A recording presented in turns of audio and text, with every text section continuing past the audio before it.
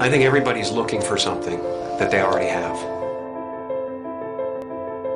I think the reason that we don't notice it is because we are so distracted by the human levels of our experience. Because you might not actually be what you think you are. All of us are energy. A human being is a very complex pattern of energy. I always have been that energy, and I always will be that energy. I know this conceptually. Why don't we feel it? And just like an ocean is water in motion, we can call a certain part of that ocean a wave, but it gives us the illusion that the wave is a separate entity in the ocean. But a wave is not in the ocean, a wave is the ocean. And similarly, we might not be waves. Maybe we're the ocean.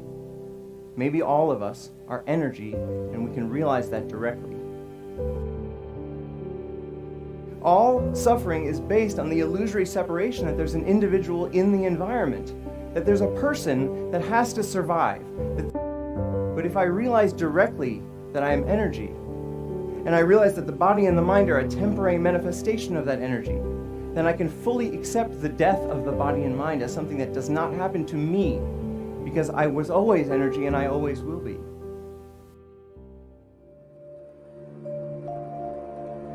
Ego tries to convince us we need to get something, this immortality, that we already possess. Ego is the voice in your head that says you're not as good as that other person. Maybe you need to do something else to make yourself better, to add to yourself. You know, and that's what it constantly is doing. It's trying to keep you from being you and me right now, loving this and loving this life.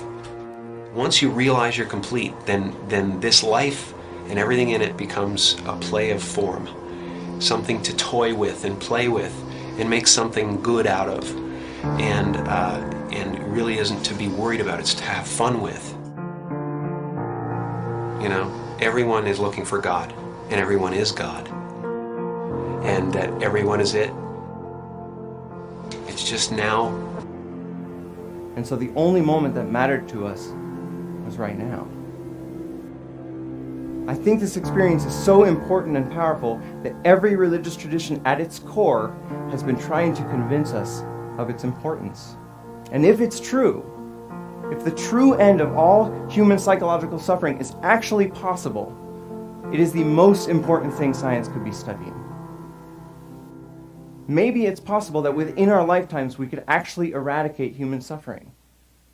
And what would the world look like then if every single one of us felt complete, felt whole, and felt interconnected?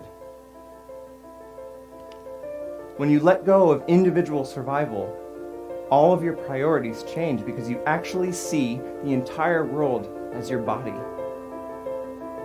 You see the suffering of others as your own suffering, and you want to help. Maybe the one thing that keeps us from actually solving all of the other problems in the world is this persistent, flawed thought that we are separate from the world. And maybe it's time we change our minds.